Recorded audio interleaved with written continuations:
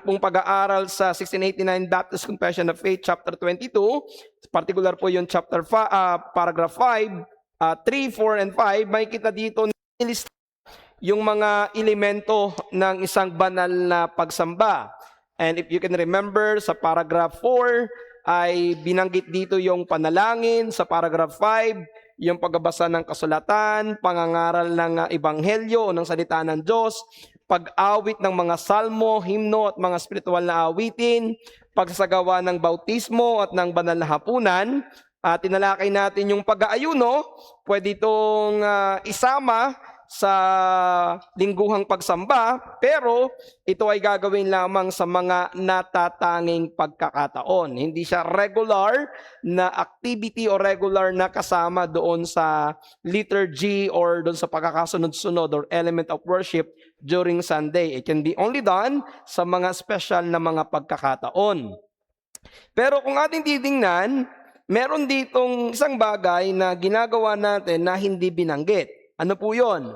Ito yung pagbibigay, yung offering, o yung giving. Ibig sabihin, hindi isinama sa listahan ng mga elemento ng pagsamba ang pagbibigay or offering. At sa umagang ito, yan ang gusto kong bigyan natin ng pansin. I will give some arguments. Magbibigay ako ng mga talata mula sa Biblia, which I believe, together with many reformers, na marapat na isama ang pagbibigay sa liturgy or sa element of worship. Now, sa loob po ng Reformed Baptist circles, may dalawang karaniwang posisyon kapag pinag-uusapan natin ang giving. Merong posisyon, una, sinasabi nila o pininiwalaan na ang pagbibigay ay bahagi ng ordinaryong elemento ng pagsamba. So there are Reformed Baptists who believes na ang giving ay nararapat na bahagi ng worship service. Bagamat marami ay hindi masyadong maliwanag kung kailan ito ginagawa. Pero naniniwala itong grupo na ito ay iniutos at isinasagawa ng mga apostolikong iglesia, apostolic churches, yung unang araw ng pagsamba. Something that I agree with. Isang bagay na aking sinasang-ayunan. Ito yung posisyon na gusto kong ilatag sa inyo ngayong umaga. But also, may mga Reformed Baptists na naniniwala na ang pagbibigay ay isang circumstansya lamang. Nang ibig sabihin, isang bagay na hindi iniutos ng Diyos na kailangan gawin sa araw ng pagsamba. Pero kinikilala nila na ito ay malapit o kaugnay sa pagsamba. At dahil nga po itong mga grupo na ito ay tinitingnan ito bilang isang circumstansya lamang ng pagsamba, para sa kanila pwedeng hindi ito isama mismo doon sa element of worship o doon sa tinatawag nating liturgy o liturhiya ng public worship. Now, tandaan natin, pag sinabi nating circumstances of worship, pag sinabi nating element of worship, ito yung mga bagay na iniutos ng Diyos na dapat gawin sa loob ng iglesia sa isang pampublikong pagsamba.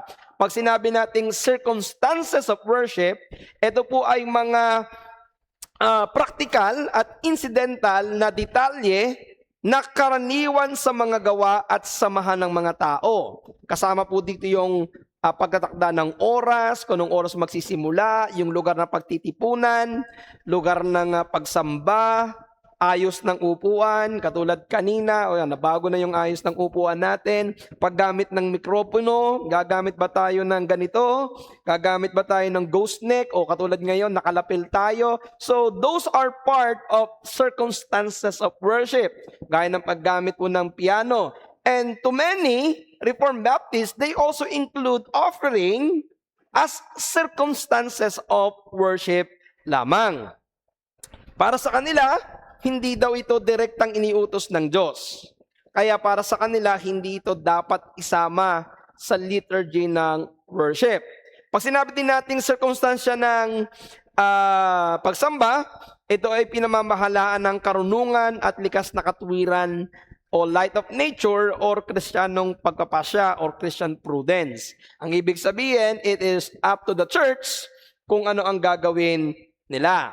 Now, ito yung nangyayari kapag ang isang church ay naniniwala na ang giving or offering is just a circumstances of worship.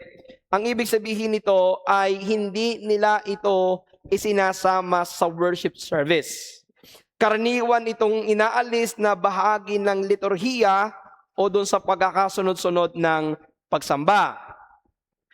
Pag tinignan nila ito bilang isang circumstances of worship, tinitingnan nila ito bilang ang pagkukolekta ng pondo ay tinuturing nila bilang isang administrative task lamang o isang administratibong gawain lamang. So ang ibig sabihin, hindi ito bahagi ng pagsamba. Kaya usually, ang ginagawa po nila, naglalagay sila ng mga offering boxes sa likod ng simbahan o doon sa tinatawag nating pasukan. So mostly, halimbawa, katulad sa atin, so nandun yung offering box, bago pa lamang pumasok ang isang dadalo, pwede na silang maghulog. O kaya naman, pagkatapos ng pagsamba, pwede silang maghulog. Yung iba naman, sa nakikita ko ngayon, because uso na, ay yung paggamit ng mga online banking, makikita ninyo na there are some churches, they believe na dahil nga circumstances of worship ito, ipa-flash lang nila yung kanilang bank account, magbigay ka kung kailan mo gustong magbigay. Maaring pagdating o kaya ay pagkatapos. Yung iba naman, ginagawa nila yung pangungulekta bago pa mag-worship service or mismong after ng worship service. So ang paniniwala nila dahil nga hindi ito iniutos ng Biblia na bahagi ng pagsamba, therefore hindi pwedeng ilagay sa liturgy of worship. Pero mga kapatid, sa pag-aaral na ito, gusto kong magbigay sa inyo ng mga talata at ng paliwanag kung bakit naniniwala ako dun sa unang posisyon sa gitna ng mga Reformed Baptist group na ang pagbibigay ay dapat kasama sa isang banal na pagsamba. Kahit na ito po ay hindi tahasang inilista o isinama ng 1689 Baptist Confession of Faith bilang elemento ng pagsamba, naniniwala ako na ito ay isang regular na gawain, isang dapat na isama sa gawain ng banal na pagtitipon ng iglesia, at naniniwala tayo na mayroong sapat na mga apostolic na batayan upang ituring ito na bahagi ng isang corporate worship. Una, gusto ko munang ibigay sa inyo na ang pagbibigay ay bahagi ng isang gawain ng pagsamba. Ang pagbibigay ng handog sa panahon ng pagsamba ay isang masaya, isang espiritual na gawain ng pagbabalik sa Diyos ng bahagi ng mga pagkapalang ating tinanggap mula sa Kanya.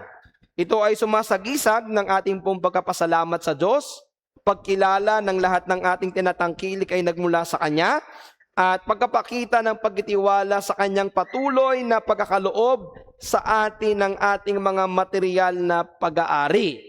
Ibig sabihin, ang pagbibigay sa gawain ng Panginoon at sa Panginoon ay hindi lamang isang pinansyal or isang pisikal na gawain, kundi ito ay isang espiritual na gawain kung saan ikaw ay nagpapahayag ng iyong puso na sumasamba at nagpapasalamat sa Diyos.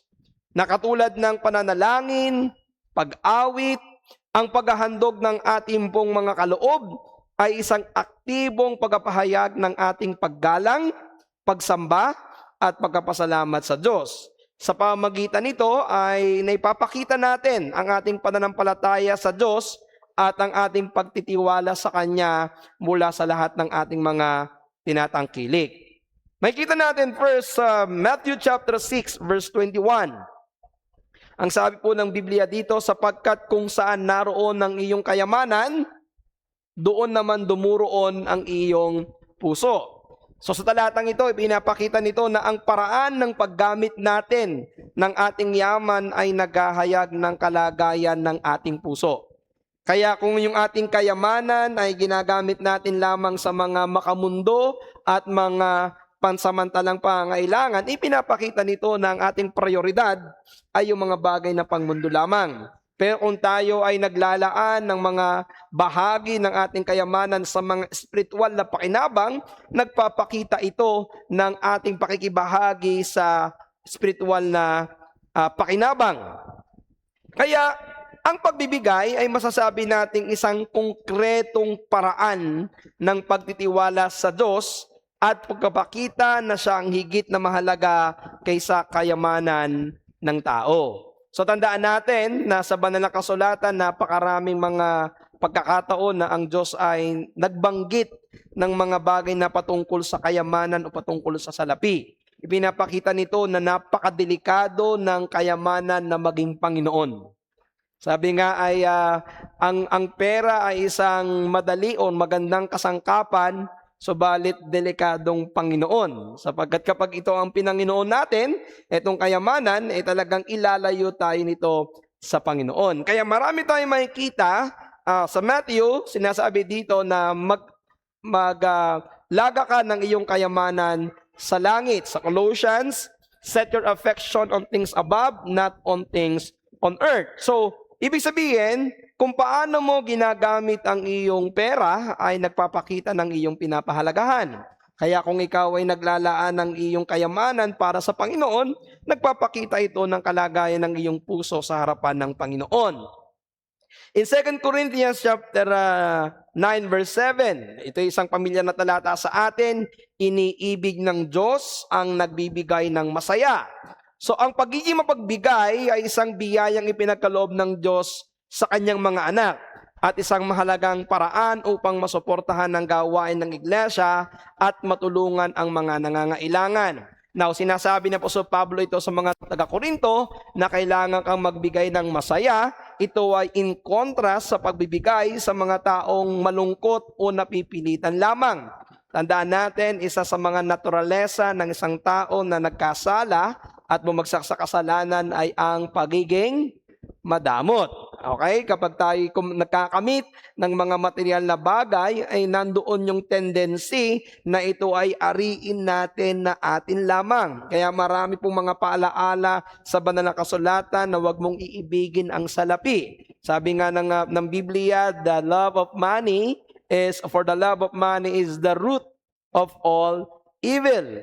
Noong ang bayan ng Israel ay pinalaya ng Diyos sa pagkaalipin sa Ehipto, binalaan sila ng Panginoon na kapag sila'y nakarating na sa lupain ng Kanaan, huwag nilang kakalimutan na ang Diyos ang naglabas sa kanila sa Ehipto kapag sila ay yumaman, kapag sila ay nagkaroon ng mga bahay, kapag dumami na yung kanilang mga alaga. So napakarami, Old Testament, New Testament, ang nagpapakita na pwedeng ang isang tao ay madala ng kanyang kayamanan. Kung kaya yung sabi ni Pablo sa mga taga-Korinto, ang iniibig ng Diyos hindi lamang yung basta nagbibigay, kundi yung nagbibigay ng masaya. Pero gusto ko ipakita sa atin dito na bagamat ginagamit ng iglesia yung mga handog na ito upang suportahan ng ministeryo.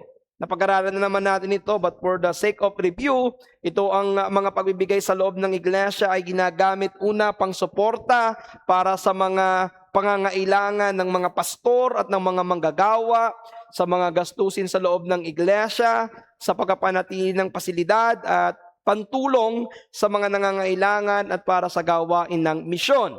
Pero ipinapakita nito na ang pangunahing kahalagahan ng pagbibigay ay hindi nakasalalay mismo doon sa salaping nalilikom, kundi doon sa relasyon ng mga sumasamba sa Diyos. Ibig sabihin, ang pagbibigay ay may kaugnayan sa pagsamba. Ang handog ay hindi bayad sa mga serbisyo ng iglesia. Hindi rin ito para lamang magkaroon ng pondo ang iglesia. Ang pagkakaloob ay isang pagpapahayag ng pasasalamat sa Diyos. Ito ay pagsunod sa utos ng Diyos.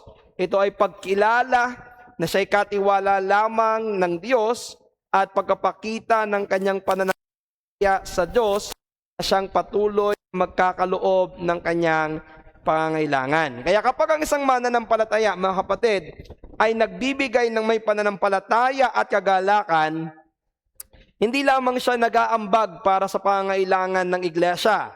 Siya ay sumasamba sa Diyos sa pamamagitan ng kanyang mga kaloob at kinikilala niya na ang lahat ng bagay ay nagmula sa Diyos at ito ay para sa kanyang kaluwalhatian.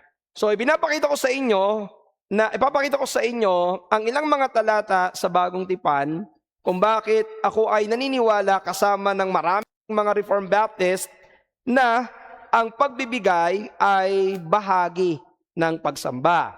So I will give you some important verses. Una, if you have your Bible, open with me.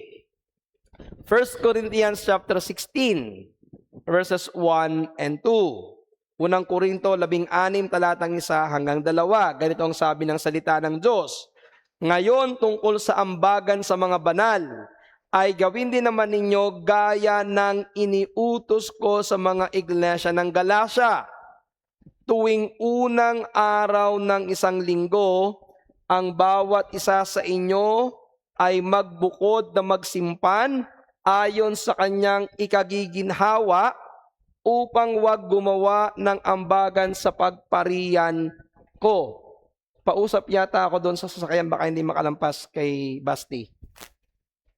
Kay Basti doon sa bisita natin. Hindi makakalampas yung truck. Doon sa kay Basti dito kay Jonel. Hirap yata yung malaking truck.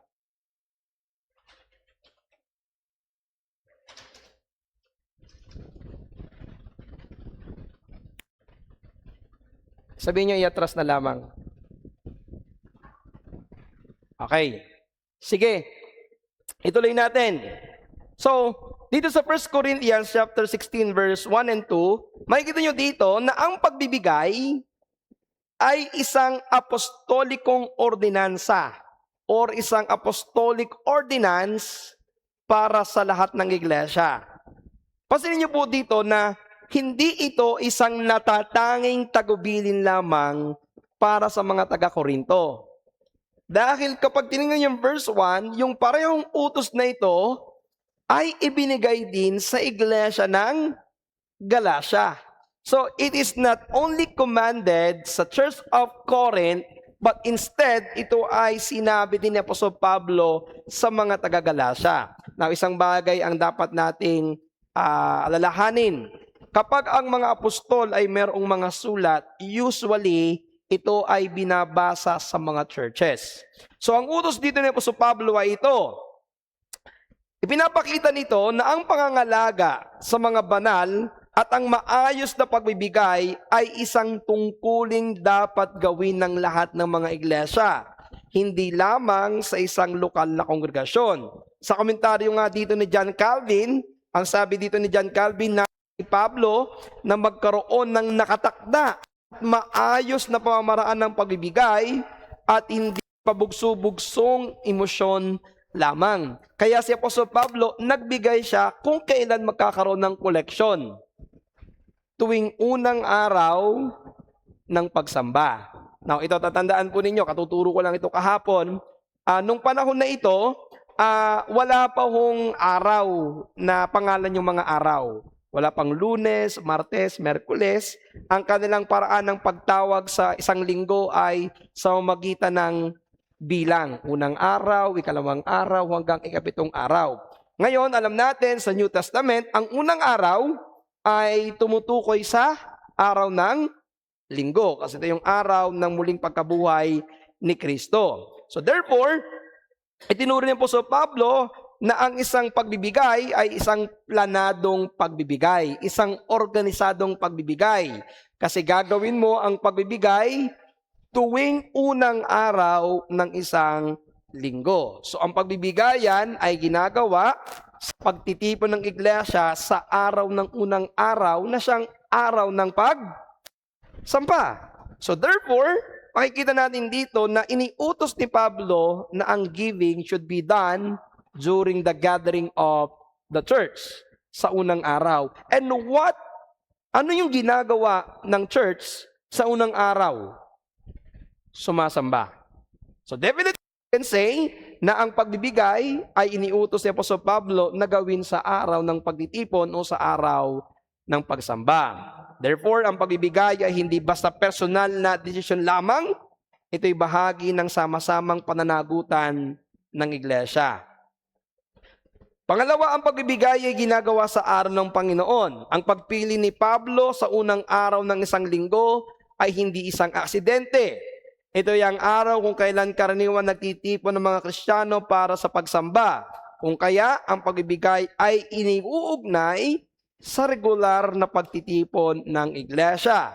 Ang punto natin dito, ang pagbibigay ay may kaugnayan sa pampublikong buhay ng iglesia sa araw ng Panginoon. So hindi man nating alam kung papaano yung paraan ng kanilang pagbibigayan. Maaring hindi katulad sa ating modernong panahon na meron tayong offering bag. Naalala ko noon, ang nakikita ko noon ay offering plate. Okay? Pero nung panahon nila, hindi nating alam kung ano yung paraan ng kanilang pagbibigayan. But definitely, ang araw ng kanilang pagbibigayan ay ginagawa tuwing unang araw ng isang linggo, which is ang araw ng pagsamba. Pangalawa, Philippians chapter 4 verse 18. Ito, napakatibay po ng talatang ito.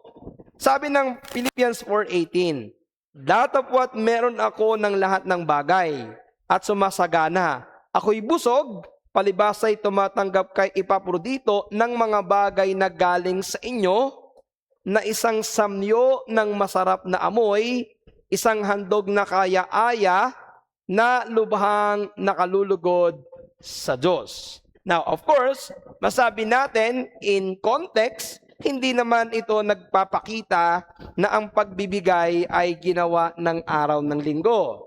Dahil ang pagbibigay na ito ay pagbibigay sa isang misyonaryo na naglalakbay. So ito ay parang isang missionary support na ibinibigay ng Iglesia ng Pilipos kay Apostol Pablo.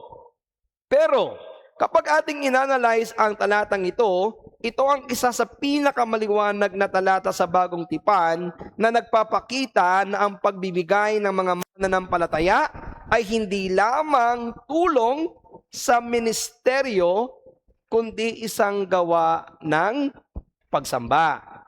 Pansinin niyo po dito na si Apostol Pablo ay nagpapasalamat sa iglesia ng Pilipos dahil sa kanilang ipinadalang tulong sa kanya para sa kanyang pangailangan ng ministeryo. Kaya sinabi sa inyo kanina, we do not know kung kailan ito naibigay ni Epaprodito. Si Epaprodito kasi ang naging messenger, tagapagdala ng abuloy o ng ambag ng iglesia ng Pilipos kay Pablo. Alam natin noong mga panahon na ito na si Pablo ay naglalakbay. So hindi ko alam kung saan inahabot nitong si Epaprodito, itong si Pablo. But ito yung makikita niyo dito. Nagpapasalamat si Pablo sa iglesia ng Pilipos dahil sa kanilang ipinadalang tulong para sa kanyang pangailangan habang siya ay nasa ministeryo. So si Pablo ay tumanggap ng pera o tulong, pero pansinin niyo ito na inilipat ni Pablo ang focus mula sa tumatanggap ng handog patungo sa Diyos na tumatanggap ng kanilang pagsamba. Oo, in-acknowledge si Apostol Pablo na tumatanggap ako ng tulong sa inyo. Pero inilipat niya na yung inyong ginagawa na ito ay ginagawa nyo hindi lang tulong para sa akin, kundi bilang isang anyo ng pagsamba. Paano natin nakikita ito? Pansinin niyo po yung pahayag na isang samyo ng masarap na amoy. Yang salitang ito, mga kapatid, ay isang pamilyar na salita na makikita natin sa Lumang Tipan. In Genesis chapter 8 verse 21, Exodus 29 verse 18, Leviticus chapter 1 verse 9. Kapag ang hain, which is ito yung mga sinusunog, ay tinanggap ng Diyos, inilalarawan nito bilang isang mabagong samyo sa Kanya. Now, gusto kong liwanagin, hindi ibig sabihin na amoy ng Diyos yung nasusunog. Hindi ho masarap ang amoy ng nasusunog na karne. Masarap yung piniprito at saka yung niluluto. Pero yung sinusunog, hindi yun masarap. Now, bakit pag sinabi ng Panginoon na isang mabagong samyo sa kanyang harapan, kinikilala ito ng Diyos. tinatanggap ng Diyos ang ginagawang pagsamba ng mga taong ito bilang pagsunod sa kanyang utos na alay sila sa kanya.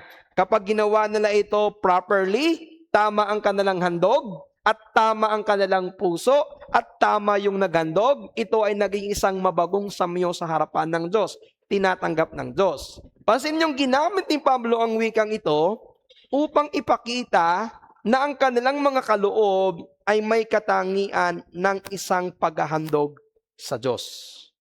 Ang sinasabi ni Apostol Pablo is, yung ibinibigay ng iglesia ng Filipos ay tinatanggap ng Diyos bilang isang handog. At hindi lang ba sa isang handog, kundi ang sabi dito, isang handog na kaaya-aya. Ang salitang handog ay malinaw na lingwahe ng pagsamba. When they offer something unto the Lord, it is because they worship God. In the tabernacle and in the temple, may batas noon sa panahon ni Moses na may mga panahon na kailangan nilang maghandog para sa kasalanan ng kanilang personal, meron silang handog para sa kasalanan na pangkalahatan. At kapag ginagawa nila ito, nagsasakripisyo sila, ito'y ginagawa nila koneksyon sa kanilang pagsamba. So ang prinsipyo dito, ang ibinigay sa gawain ng Panginoon ay itinuturing ng Diyos na iniaalay mismo sa Kanya. Therefore, kapag nagbibigay ang isang tao sa Diyos, ito ay nagpapakita kanyang pagsamba sa Diyos. Ito yung pinakamataas na layunin ng pagbibigay natin sa Panginoon, ang mabigyan natin ng kaluhuran ang Diyos at masamba natin ang Diyos. Kaya bilang konklusyon, kapag tayo ay nagbibigay para sa gawain ng Panginoon, hindi lamang tayo nag-aabot ng salapi o nagbibigay ng salapi sa iglesia. Ayon kay Pablo, tayo ay naghahandog sa Diyos ng isang handog na kaya-aya at kalugod-lugod sa kanyang paningin. Kaya ang pagbibigay ay hindi lamang primarily suporta sa ministeryo, bagkus ito ang gawa ng pagsamba na nagmumula sa pusong nagpapasalamat sa biyaya ng Diyos.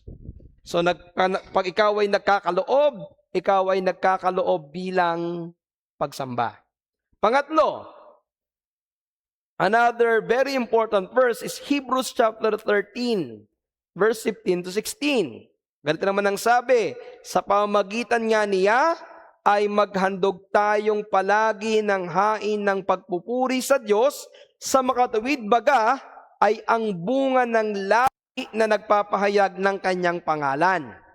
Datapwat ang paggawa ng mabuti at ang pag-abuloy ay huwag ninyong kalimutan, sapagkat sa mga gayong hain, ang Diyos ay totoong nalulugod. So makikita niyo po dito ito mga kapatid. Dito ibinapakita ng may akda ng Hebreo na bagamat wala na ang mga handog ng hayop gaya sa lumang tipan, meron pa rin daw mga hain na iniaalay ang mga mananampalataya sa Diyos sa ilalim ng bagong tipan. Now, ano yung konteksto nito? Mula sa simula ng Hebreo hanggang sa kabanatang 13, paulit-ulit po ditong ipinapakita na si Kristo ang ganap at huling hain para sa kasalanan. Kaya nga po dito, wala nang pangailangan para maghandog ng mga hayop na susunugin. Kaya wala na tayo ng mga seremonyal na paraan ng paghahandog. Hindi nyo kinakailangang linggo-linggo ay magdala ng tupa at magkakaroon tayo ng altar na susunugin dito. Dahil si Kristo na ang once and for all na sakripisyo natin o yung handog natin o hain natin. Ngunit, hindi ibig sabihin na wala nang gagawing paghahandog sa bagong tipan. Wala nang paghahandog ng mga tupa, pero meron pa rin palang paghahandog na pwedeng gawin sa bagong tipan. Ano po yon? Ito yung mga espiritual na hain sa pamamagitan ni Kristo. Pasin niyo po ito. Sabi ng verse 16, datapwat ang paggawa ng mabuti at ang pag-abuloy ay huwag ninyong kalimutan. Yung salitang pag-abuloy, Sa atin kasi, yung abuloy, malimit, ginagamit lamang natin ito sa mga namatayan. Abuloy sa namatayan. Okay? Pero yung pag-aabuloy dito, pag-aambag or pagbibigay. Ang ibig sabihin ng pag-aabuloy dito, pagbabahagi o pakikibahagi sa pangangailangan ng iba. Koinonia, yung fellowship. So pag sinabing pag-aabuloy, pag-aambag, ikaw ay nagbibigay para sa pangangailangan ng iba. Pero dito makikita nyo na hindi lang pala ito tumutukoy doon sa salapi. Hindi lang pala ito tumutukoy sa isang material na bagay, kundi yung kanilang pag-aabuloy o paghahandog o pagbibigay o pakikibahagi ay nagiging isang hain para sa Diyos. Pansinin niyo po, yung verse 15 and 16, hindi po inilagay ng mayakda ng Hebreo yung pagpupuri sa verse 15 at pag-aabuloy sa verse 16 sa magkahiwalay na kategorya. Bagkus ay pinagsama niya yung pagpupuri at yung pag-aabuloy sa isang kategorya na ito ay isang hain. Isang handog sa Panginoon yung pagpupuri at pag-aabuloy. Ibig sabihin, ang pagpupuri, handog sa Diyos. Ang pagbibigay, handog sa Diyos. Ang paggawa ng mabuti, handog sa Diyos. At sinabi dito sa dulo, sapagkat sa gayon ding hain, ang Diyos ay totoong nalulugod. Therefore, ang pagbibigay sa mga nangangailangan ay hindi lamang isang gawa ng kabutihan, ito ay isang gawain ng pagsamba na nakalulugod sa Diyos. Ayon kay John Gill, ang paggawa ng mabuti at pakikibahagi sa mga pangailangan ng iba ay tinatawag na mga hain sapagkat ang mga ito ay nagmumula sa pananampalataya, ginagawa para sa kalawalatian ng Diyos at tinatanggap niya sa pamamagitan ni Kristo. So sa pamamagitan ng mga talatang ito, ay maliwanag natin makikita mga kapatid na ang pagbibigay ay bahagi o isang uri ng pagsamba. Therefore, ang pagbibigay ay nararapat lamang na gawin sa oras ng pagsamba. Kaya ang pagbibigay ay isinasama sa liturhiya ng pagsamba. Yung tinatawag nating liturgical integration. So ang paliwanag dito, dahil ang pagbibigay ay isang gawain ng pagsamba, ito ay sadyang inilalagay sa loob ng liturhiya or liturgy ng pagsamba bilang bahagi ng tugon ng kongregasyon sa biyaya ng Diyos. At malimit, sa maraming mga churches, lalo na sa maraming mga Reformed churches, madalas itong inilalagay pagkatapos ng pangangaral ng salita ng Diyos o pagkatapos ng banal na hapunan upang magkaroon ng konkretong kakataon ang mga mananampalataya na tumugon sa katotohanan na kanilang narinig. Sa ganitong paraan, yung ating pagkakaloob o handog ay hindi lamang pangangalap ng pondo, kundi isang espiritual na tugon sa kapahayagan ng Diyos sa kanyang salita. So kapag tayo pala ay nagkakaloob, ipinapakita natin na tayo ay tumutukon din sa mga biyaya na tinatanggap natin mula sa Diyos. So ano yung mga pangunahing prinsipyo na dapat nating tandaan kapag tayo nagbibigay? Una, ang pagbibigay ay pagsamba, hindi lamang pangungulekta. Ang pagkuha ng handog sa panahon ng pagsamba ay hindi dapat ituring na isang simpleng administratibong gawain. Bagkus dapat itong ituring na isang banal at makabuluhang bahagi ng pagsamba ng bayan ng Diyos. Ang punto natin, kapag tayo ay nagbibigay, hindi lamang tayo nag-aabot ng salapi. Iniaalay natin ang ating sarili at kinikilala natin ang karapatan ng Diyos sa lahat ng ating tinatangkilik. Pangalawa, napakaganda po nito, ang pagbibigay ay tugon sa pasasalamat, tugon ng pasasalamat. Ang pagbibigay ay umaagos mula sa pusong nakaunawa ng dakilang biyaya ng kaligtasan. So this is something that really captivates me. Ito yung katotohanan ito.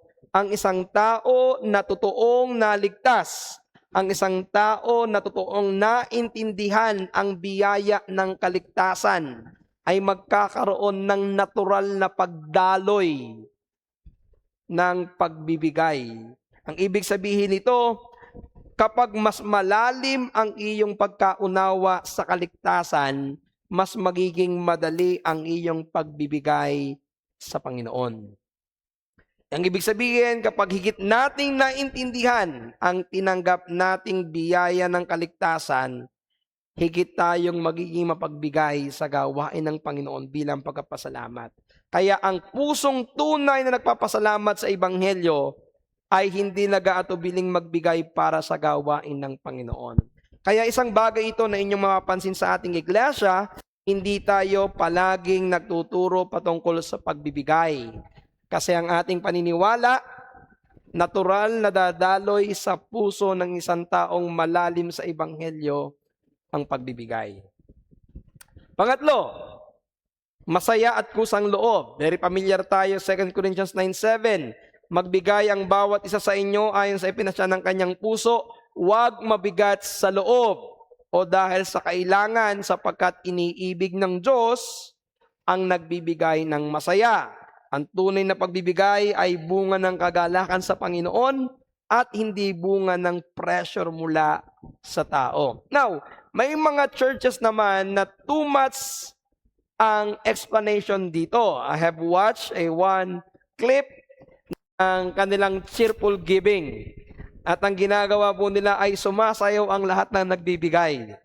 Naglulundagan pa. At meron pa nga isa doon parang nagpakitang gilas pa sa kanyang pagsayaw bago nagbigay. Now, hindi po ito yung ibig sabihin nito na kinakailangan mong tumawa, sumayaw ng may buong kagalakan sa pagbibigay. Hindi ganoon. Ang ibig sabihin nito, meron kang bukas sa puso, meron kang kagalakan, hindi ka napipilitan, hindi ka nabibigatan kapag ikaw ay nagbibigay.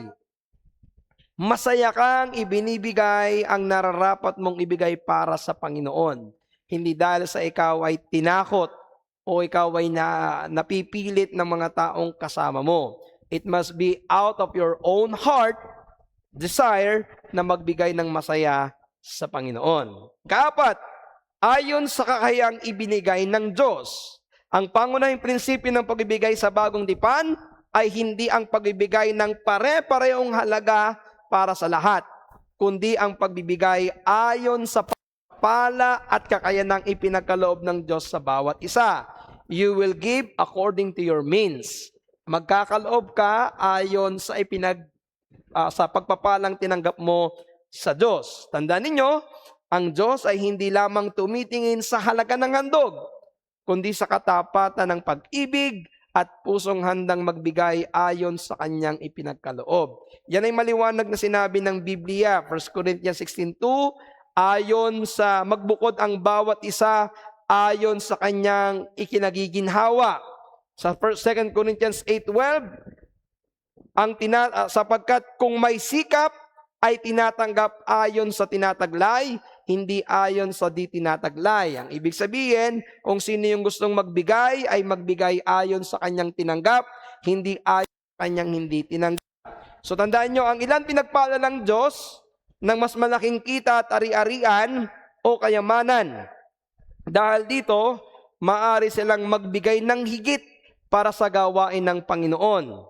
Pero sa kabilang banda, ang mga mananampalataya na may limitadong kabuhayan at mas maliit na kakayanan ay magbigay ayon sa kanilang nakakaya. Tandaan nyo, ang parehong grupong ito, yung may mga tinatangkilik na mas malaki, at yung mayroong limitadong kinikita ay parehong may pananagutan na magbigay ayon sa kanyang kakayanan. Tandaan yung puntong ito, ang mahalaga sa Diyos ay hindi ang pagkakapantay-pantay ng halaga ng handog, kundi yung pagkakapantay-pantay ng katapatan at pagsunod. Hindi yung pantay-pantay tayo ng ibinibigay, kundi yung pantay-pantay tayong matapat. Alam natin yung iba ay makapagbibigay ng mas malaki kaysa iba. Pero ang dapat nating makita dito, lahat tayo mula sa pinakabata hanggang sa pinakamatanda, sa may pinakamataas na sweldo hanggang sa pinakamaliit na sweldo, ay magbigay ng ayon sa kanyang tinatanggap. Ang mayaman, hindi dapat maging maramot dahil sa dami ng kanyang tinatanggap. Samantalang ang mahirap, hindi dapat panghinaan ng loob dahil sa maliit na kanyang kinikita. Ang pagbibigay ay dapat ibigay ng may buong katapatan. So tandaan ninyo, ang paalala sa atin ng pagbibigay sa bagong tipan ay hindi isang mabigat na obligasyon, kundi isang pribilehiyo. Habang mas nakikita natin ang kabutihan ng biyaya ng Diyos sa ating buhay, nawa ay mas maging bukas tayo ang ating puso at ang ating mga kamay upang magbigay para sa kaluwalhatian ng Diyos at sa ikaluluwalhati ng kanyang kaharian. So magbigay tayo ng mga praktikal na layunin ng pagbibigay. 3. Bakit tayo nagbibigay? Mga praktikal na dahilan. Una, suporta sa ministeryo. Yan ang isa sa mga pangunahing layunin natin. Una, syempre, nabanggit na natin bukod sa kaluwalhatian ng Diyos, ito yung mga praktikal na dahilan bilang suporta sa ministeryo. Pangsuporta sa mga manggagawa, sa gastusin ng iglesia, at sa pagtulong sa mga nangangailangan. Pangalawa, pagtulong sa nangangailangan. Ang iglesia ay tinatawag upang maging daluyan ng habag ng Diyos sa mga dukha, sa mga balo, sa mga ulila, at sa mga nangangailangan. Kaya nga po ang ating iglesia ay mayroong programa ng Good Samaritan Fund. Ito ay bilang bahagi ng ating pagtulong sa mga mahihirap at sa mga nangangailangang miyembro ng iglesia. At syempre, yung pinag-aral natin last conference, ang pagbibigay ay pagbibigay sa misyon. Ang ating handog, gaya ng binasa ni Apostol Pablo kanina, ay yung sinabi ni Pablo kanina sa Philippians, ay isang handog na ibinibigay natin sa Panginoon, pero ito po ay nakikinabang ang mga misyonaryo. So gaya ng aking inihamon sa inyo, tayo ay mag-excel more sa ating pagbibigay sa gawain ng misyon. So ano yung mga practical na aplikasyon ng biblical na pagbibigay? Ito ay batay sa obserbasyon ni Tom Ascol sa 2 Corinthians chapter 8 and 9. Bibigay ako sa inyo ng 8. And after that, we will end. Una, ano yung mga practical na aplikasyon nito? Magbigay ng may hangaring mag-umapaw sa biyayang ito. Dapat nga rin ng isang Kristiyano na lumago, hindi lamang sa kalaman at kabanalan, kundi sa biyaya ng pagbibigay. Pwede tayong maging sobrang daming alam sa theology, magkaroon ng maraming alam sa mga doktrina, pero minsan ay naiiwan tayo sa pagbibigay. And I have seen some Christians na mayroong problema sa ganitong bagay. Maraming alam sa teolohiya, pero madamot ang bulsa sa pagbibigay. Dapat mong ipanalangin at dapat mong pag-aralan na maging naumapaw sa biyayang ito. Ang mga taga-Macedonia ay nagbigay ng higit pa sa inaasahan kahit sila ay nasa kahirapan. Sila ay nag-umapaw sa biyaya ng pagbibigay sa kabila ng kanilang karukaan. Isang ugali na dapat matutunan ng mga mananampalataya. Isang pusong handang magbigay para sa gawain ng Panginoon. Pangalawa, magbigay dahil tinanggap mo na ang biyaya ng Diyos. Ang pinakahalimbawa ng pagbibigay natin ay walang iba kundi ang Panginoong Kristo. Kung saan bagamat siya'y mayaman, gayumay siya nagpakarukha upang kayo sa mamagitan ng kanyang karukaan ay magsiyaman. Tandaan natin, iniwan ni Kristo ang kaluwalhatian upang tayo ay kanyang iligtas sa ating mga kasalanan. Kaya ito, ang sakripisyo ni Kristo ang nag-uudyok sa atin para magbigay. Yung biyaya ng kaligtasan ang motibasyon ng ating pagbibigay. Magbibigay ka, hindi para tumanggap. Nagbibigay ka dahil una ka nang tumanggap. Dahil bago ka makapagbigay, binigyan ka muna ng Diyos. Dahil kung hindi ka bibigyan ng Diyos, wala tayong may bibigay. Pangatlo, magbigay ng may sadyang paninindigan. Ang mga taga-Korinto ay nagsimulang tumulong, ngunit inimok sila ni Pablo na tapusin ang kanilang sinimulan. Ang tunay na pag-ibig ay hindi lamang nangangako, ito ay kumikilos. So, ang ibig sabihin, kapag nagbigay ka, kapag sinimulan mo, tapusin mo. Kapag nagbigay ka, nagdesisyon ka, nangako ka sa Panginoon na magbibigay ka, panindigan mo ang iyong pagbibigay sa Panginoon. Magbigay bilang pakikibahagi. Kapag pinagpala tayo ng Diyos ng higit, nagkakaroon tayo ng pagkakataong maging pagkapala sa iba.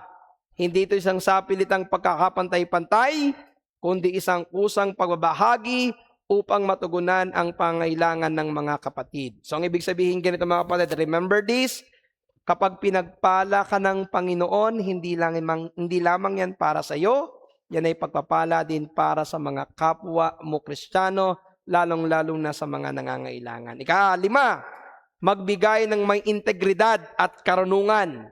Nagtalaga si Pablo ng mga lalaki may mabuting reputasyon upang mga siwa sa mga handog. Ipinapakita nito na ang iglesia ay dapat maging maingat, tapat at transparent sa paggamit ng salaping ipinagkatiwala ng bayan ng Diyos. So, ang ibig sabihin sa ating pagbibigay, dapat nakikita ninyo yung katapatan ng ating iglesia. At ito na may lagi sinasabi sa inyo, meron tayong transparency. If ever you have any question regarding sa mga monetary gifts na natatanggap ng iglesia, yung kanyang paggastos, saan to napupunta, you may always go to our deacon and to our secretary treasurer. They can give you all the documents kung paano ginagastos at ginagamit ang atin pong iglesia. Nabanggitin natin itong ika-6, magbigay ng masaya. Ibig sabihin, magbigay ka ng hindi napipilitan. Ika-7, yan, magbigay dahil ang Diyos ay mapagbigay. Ang Diyos ang pinagmumula ng lahat ng ating tinatangkilik. Therefore, magbigay tayo, hindi para mas yumaman pa, kundi magbigay tayo dahil tayo pinagpala na ng Diyos. At ang kahuli, ang Diyos ay naluluwalhati sa ating pagbibigay. Kapag ang mananampalataya ay nagbibigay ng may pananampalataya, napupuna ng pangangailangan ng iglesia, lumalago ang gawain ng ebanghelyo, dumadami ang pagkapasalamat ng tao sa Diyos, at therefore, ang Diyos ay naluluwalhati. Tandaan natin na ang pagbibigay ay hindi lamang pagkapadami ng pondo, kundi ito'y para sa kaluwalhatian ng Diyos. Kung kaya ang Kristiyanong pagbibigay ay isang pagbibigay ng pagsamba. Ito ay tugon sa ebanghelyo, bunga ng biyaya, pagkapahayag ng pananampalataya, at isang paraan upang luwalhatiin ang Diyos. Kaya, by this, mga kapatid, I do believe that giving should be included in the liturgy of our worship service. I do not see it as a circumstances, but an element that can be included in our worship service. Any question po? Or any comment? Siguro mga dalawa, tanong lamang.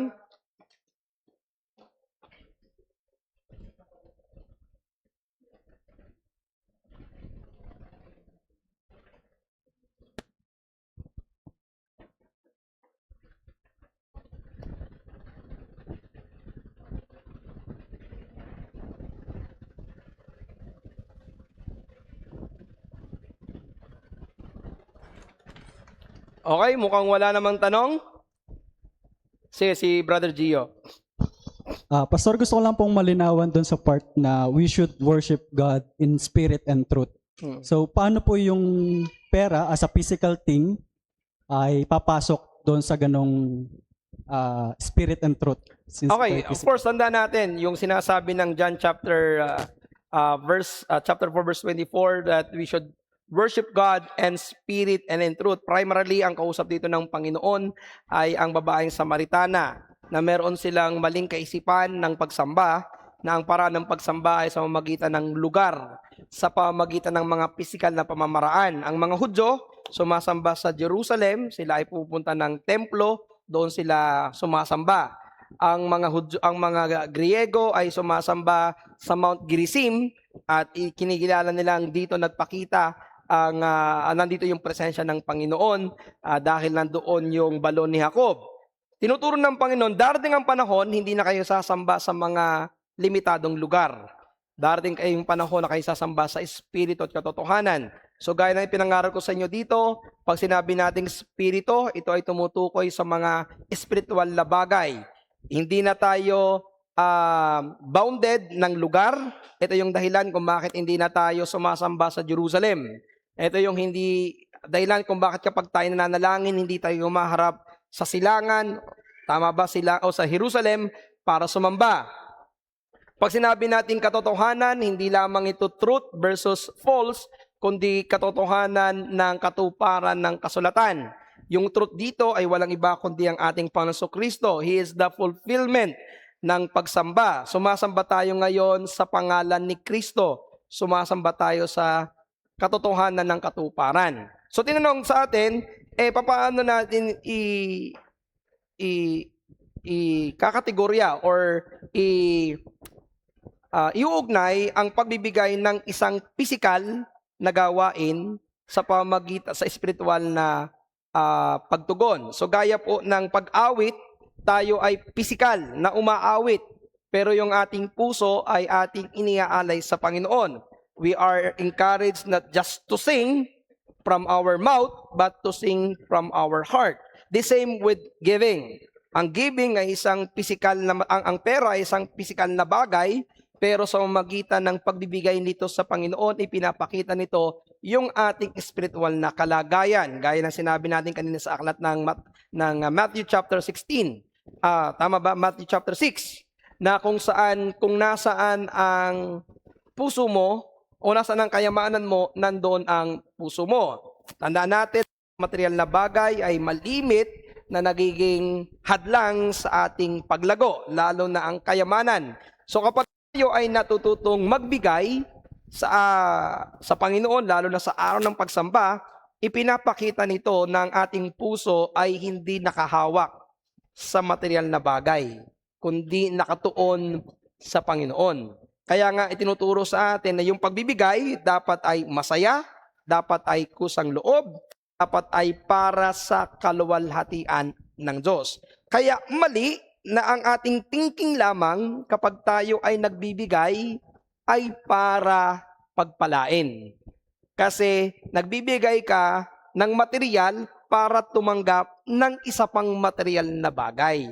Bagamat hindi natin inaalis na ang Diyos ay nagpapala ng mga material na bagay matapat na nagbibigay. Pero hindi ito yung dapat na layunin. Ang pagbibigay, gaya ng binasa natin sa Efeso, sa Pilipos, o sa Hebreo, ay mga pagbibigay na inihahandog natin sa Diyos. So kahit po isang pisikal na gawain, ay pwedeng maging magkaroon ng spiritual na kahulugan kung ang ating layunin nito ay para sa spiritual na pakinabang. Tandaan ninyo, kaya nga pinakita sa atin dito, pinakahuli na lamang yung ikaw ay magbibigay para ikaw ay pagpalain ng Diyos. Kasama na lang po ito sa kanyang pagpapala, but it should not be the motivation. So doon gusto natin ipakita na kahit pisikal o material na bagay ang iyong binibigay, pwede itong maging pagsamba sa Espiritu sapagkat ang iniisip natin dito ay spiritual na pakinabang. Pagsamba sa Diyos, pagsamba sa Kanya, pagbibigay ito bilang tulong para sa pagpapalawak ng Kanyang kaharian.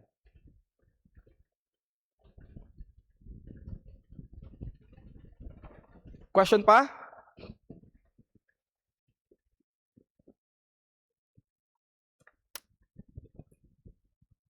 Sige po, Nanay Dibing.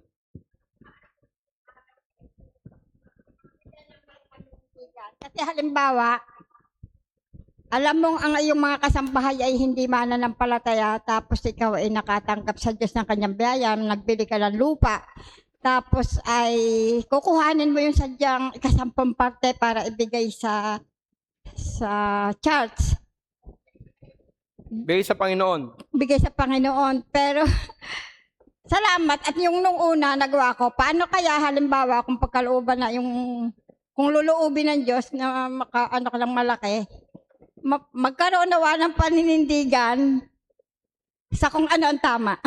Okay, ganito nanay, halimbawa, sabi niyo nagbenta ng lupa. Una, kung ang lupa ay inyo, meron kayong karapatan dahil akin ito. Pero kung ang lupa ay kumanales, pag-aari ng lahat, hindi nyo pwedeng kuhanin yung gusto nyong ibigay. Ang gawin po ninyo, paghati-hatian muna ninyo at yung kung ano yung sa inyo, doon kayo kumuha. Kasi hindi natin pwedeng ipilit ang isang bagay na hindi naintindihan ng ating kasama. Sige, si Brother Vince. Tungkol dun sa ano yung biblical stand natin? Ano po yung biblical stand natin when it comes to dun sa monitoring nung tight envelope?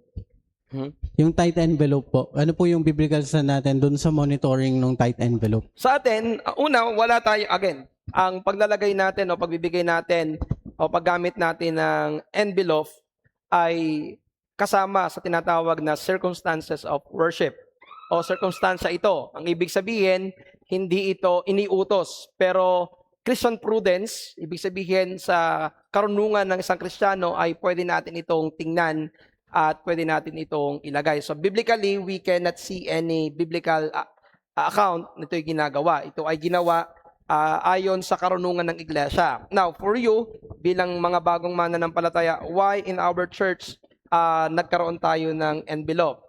First and foremost, this is not for you to be monitored by the pastor.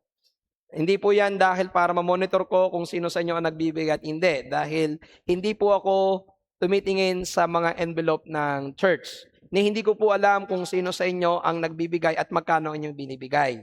Ang dalawang dahilan kung bakit po tayo nagkasundo ang iglesia na gumamit ng envelope ay una, for transparency.